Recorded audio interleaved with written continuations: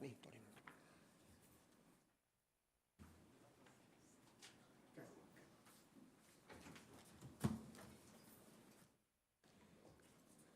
Bene, buongiorno a tutti, scusate del ritardo a tutti i presenti, ma appunto le giornate di consiglio hanno sempre degli orari piuttosto così volubili.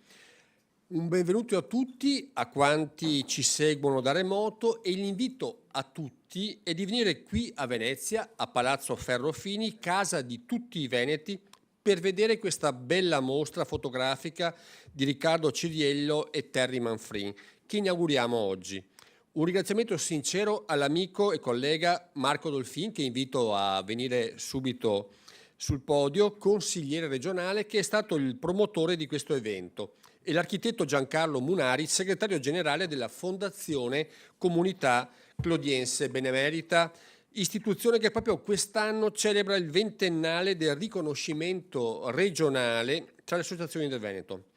Il titolo di questa esposizione, Pianeta 309, Vita, Morte e Miracoli in Strada Romea, sembra rifare il verso una memorabile messa in scena del Tartufo di Molière, fatta dal Teatro Stabile di Genova con la regia di Luigi Squarzina. In effetti, con Pianeta 309, Riccardo Ciriello e Terry Manfrin portano in scena lo spettacolo di una strada raccontata per immagini, in una sequenza che ciascuno di noi può comporre o scomporre, insomma una sorta di On the Road, romanzo di Kerouac, poi film che segnò un'intera generazione.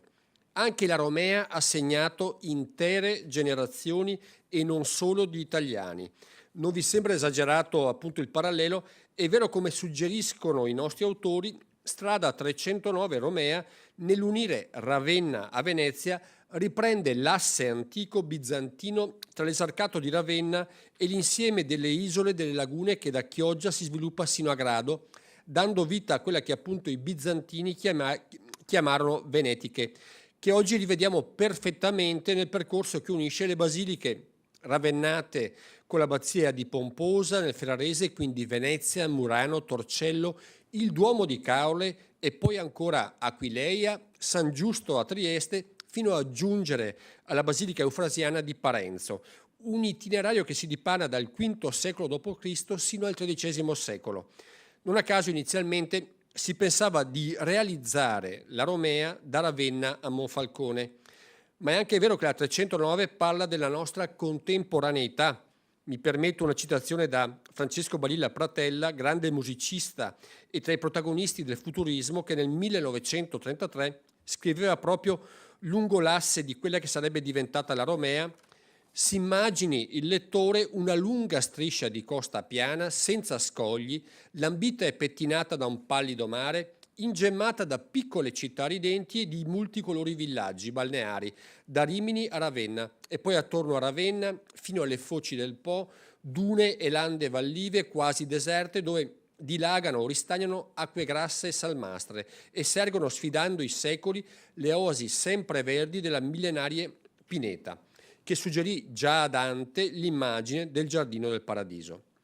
Questa strada narra della ricostruzione del nostro paese dopo le vicende belliche, anzi fu uno dei simboli, se non una vera protagonista della rinascita, e chissà quanti bambini dagli anni 60 la ricorderanno per averla percorsa, vuoi che a bordo di corriere che li portavano alle colonie di Milano Marittima, Egea Marina o Cervia, vuoi dalle utilitarie delle prime vacanze al mare fatte da tante famiglie non solo italiane.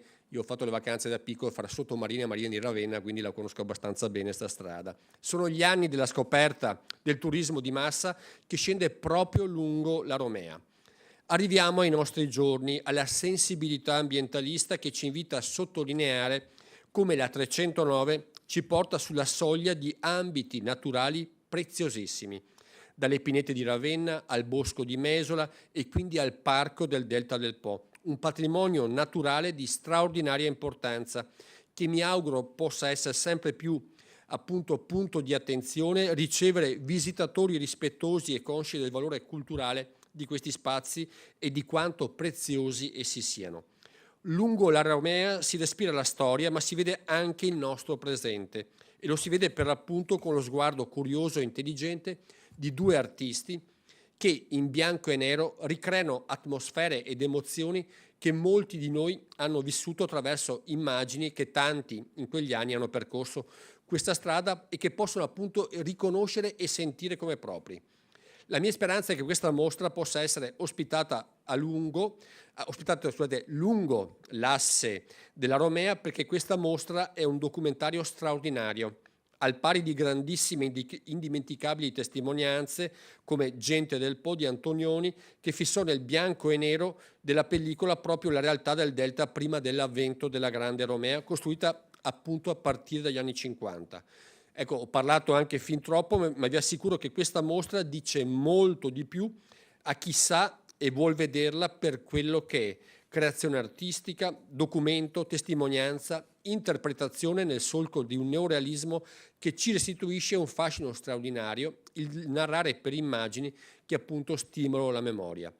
Ho parlato, ripeto, fin troppo, lascio al collega Dolfin, che ringrazio ancora una volta, e al segretario generale della Fondazione Comunità Clodiense, l'architetto Munari, non senza complimentarmi ancora una volta con due artisti, Riccardo Ciriello e Terry Manfrin, che con la loro arte ci hanno regalato emozioni uniche. Complimenti veramente. Segretario.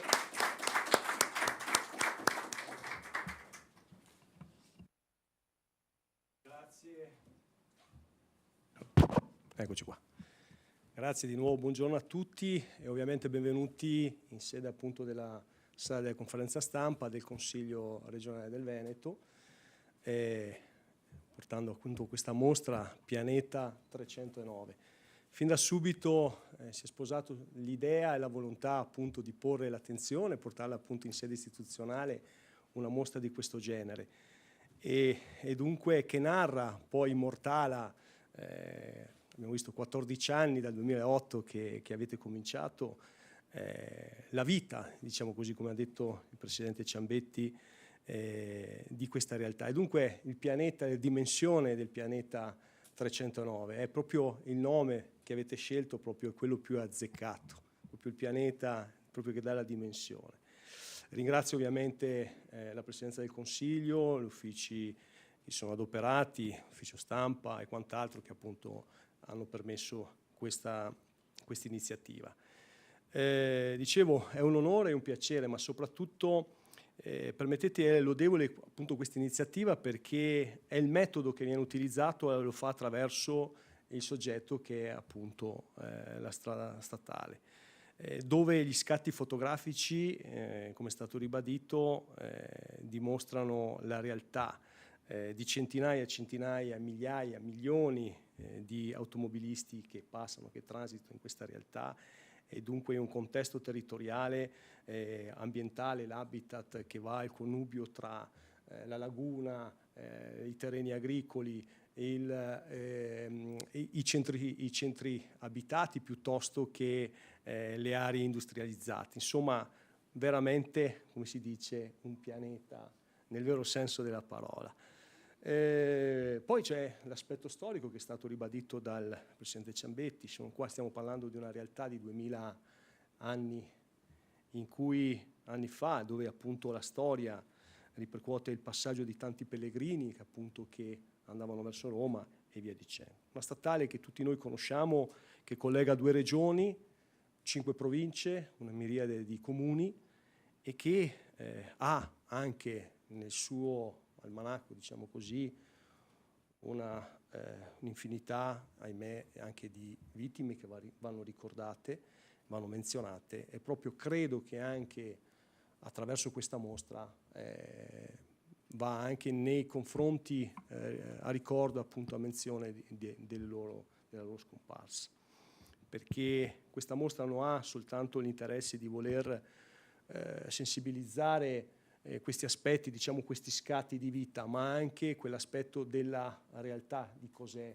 la statale romea. Spesso e volentieri, ma lo dico io, attenzione, che transito quotidianamente più volte e sappiamo tutti qual è la considerazione di questa statale, una delle più difficili, una delle più pericolose, e dunque anche questo aspetto va rimarcato. E dunque l'auspicio è anche che attraverso questa mostra si possa ancora di più sensibilizzare l'opinione pubblica in modo che possa finalmente prendere quel percorso auspicato da tutti, dalle varie istituzioni, appunto per portare finalmente nuova linfa e dei progetti di ragionamenti non solo a parole ma proprio sui fatti. E dunque io ringrazio di nuovo gli autori, tutti coloro, la Fondazione, tutti coloro che oggi hanno partecipato, perché credo che attraverso questa mostra si possa fare tanto e tanto, tanto di più, dare un messaggio veramente importante, funzionale. Grazie.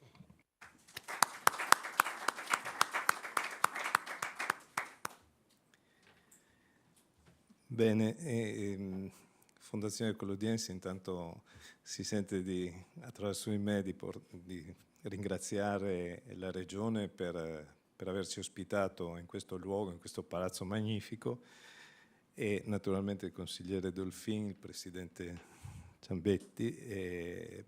È una vera emozione, una grande gioia che Terry e Riccardo possano essere qui a presentare il loro lavoro. È un lavoro che io ho conosciuto, ho incominciato a conoscere tanti anni fa, perché ne abbiamo incominciato a parlare attorno al 2011, loro già ci lavoravano da tempo, però quando io sono entrato in fondazione subito abbiamo incominciato a dialogare su questo progetto. È un progetto particolarmente importante secondo me per il territorio tutto, perché la Romea è un luogo che accoglie diverse possibilità di ragionamento, come ha detto il consigliere. È un luogo che è un luogo di sentimenti, perché chi la percorre vive la gioia dell'andare in vacanza, vive la tristezza di lasciare un posto dove ha fatto vacanza, c'è chi invece la percorre con fatica perché si reca al posto di lavoro, quindi è un punto dove si concentrano i sentimenti di tante migliaia di persone. Poi è un luogo di comunicazione, cioè la natura logica di una strada che attraversa addirittura 2 regioni, e naturalmente questo fa sì che si incontrino situazioni diverse, nel senso che, come è normale in Italia, ogni 10 chilometri cambia l'idioma, ci sono altre tradizioni, altra gastronomia, quindi è un'opportunità di fare tanti livelli di ragionamento, anche dal punto di vista paesaggistico e ambientale, e anche dal punto di vista storico-culturale. Credo che l'approccio che hanno avuto Riccardo e Terry, li nomino per nome perché sono amici, quindi è stato un approccio emozionale, lo si vede dalle foto che evidentemente ognuna rappresenta un'emozione di un momento colto e fermato nell'immagine. È un'opportunità, questa mostra, per innescare dei ragionamenti che, come sempre si fa, devono essere approfonditi e puntuali, ma devono essere anche vagliati, setacciati, nel senso che devono rimanere solo quelli epistemici che poi si sorreggono da soli, e gli altri lasciati cadere. La Romea è un futuro, anche un ragionamento futuro per tutti noi, per tutti i comuni che si affacciano in questo luogo, e secondo me quindi la mostra è un'occasione di questo tipo di approccio. Ultima cosa che a me piace dire è che la Romea su Chioggia, lo cito perché naturalmente la mia provenienza è questa, la Romea su Chioggia piega da una direzione est a una direzione sud, e c'è una curva abbastanza stretta, diciamo, che induce nell'automobile un moto centrifugo, e quindi è come dire: guardate che ci siamo lì su quell'angolo della Romea, e mi piace ricordarlo perché, essendo il nostro territorio, la nostra provenienza, insomma, mi fa piacere che questa strada racconti qualcosa anche di noi. Vi ringrazio.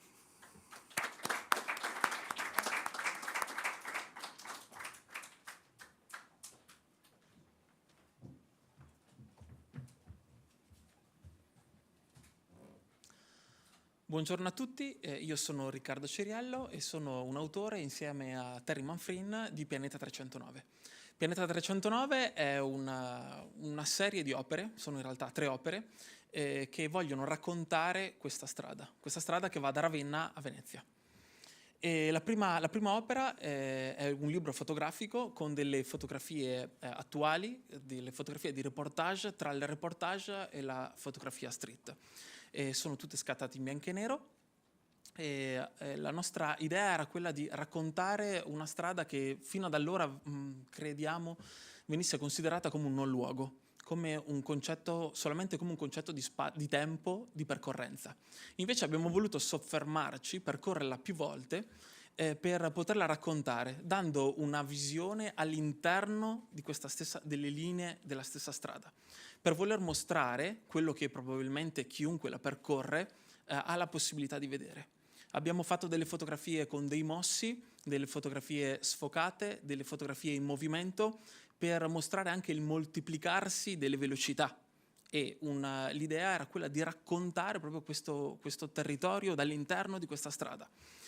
Da lì è nata, dall'inizio, allora le fotografie sono cominciate nel 2008, abbiamo cominciato a raccogliere, a scattare le fotografie nel 2008 e nel corso dell'evoluzione del tempo e anche dell'evoluzione delle nostre fotografie abbiamo avuto la necessità di raccontare, di capire da dove derivasse questa strada, e quindi c'è stata una ricerca storica con la seconda opera, che è un'opera storica in cui viene raccontato il perché Romea, il cos'era prima la Romea, cos'è adesso e da come era prima a come è diventata l'arteria che è ora.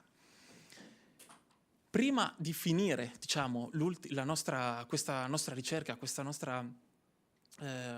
indagine fotografica, c'è stata la necessità anche di rendersi conto, ci siamo accorti che lungo il territorio ci sono un sacco di punti di interesse che noi abbiamo definito come punti di interesse, che molto spesso ai più sono sconosciuti o non vengono considerati, o a causa della velocità non vengono neanche considerati dagli automobilisti che percorrono quel territorio.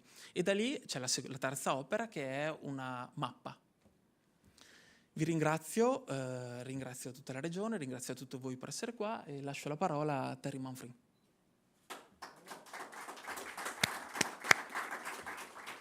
Buongiorno a tutti, si sente? Poco? Alzerò un po' la voce. Ringrazio il Presidente Giampetti, tutto l'ufficio di Presidenza, ringrazio il consigliere Dolfin e tutto lo staff del Consiglio regionale che ha aiutato e ha permesso. Bisognava che fosse verde, va bene, adesso si sente un po' meglio. Grazie. E quindi tutto lo staff del Consiglio regionale e tutti voi che avete desiderato insomma essere qui con noi partecipi di questa iniziativa, per noi importante perché il Consiglio regionale è un palcoscenico che offre un respiro notevole al nostro progetto. Tanti anni di lavoro, 14 anni di foto, poi tutta la fase di editing, arrivano poi ad una conclusione e le pagine pubblicate iniziano un viaggio e quindi il racconto inizia continua il viaggio in Romea, ecco. Fondamentalmente, al di là degli aspetti tecnici, volevamo portare alcune sensazioni che abbiamo raccolto in questi 14 anni di viaggio con gli occhi degli autori e 40 anni di viaggio da cittadini di Chioggia che sono obbligati alla Romea per qualsiasi tipo di spostamento.